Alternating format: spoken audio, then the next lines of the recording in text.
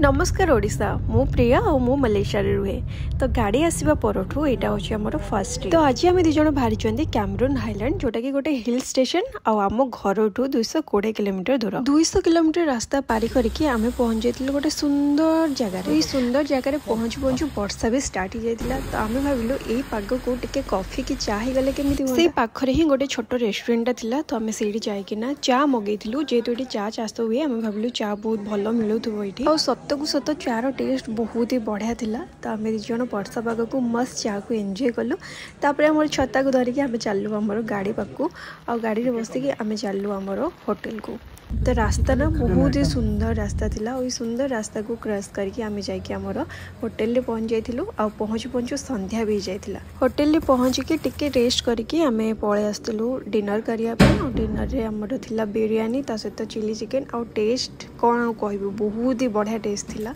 तापरे आम राति टिके बुलाबुली से पाखापाखि करूँ आज दिन आमर एटी सर थिला पुणी देखा नेक्स्ट डे रे तो रोची टाटा।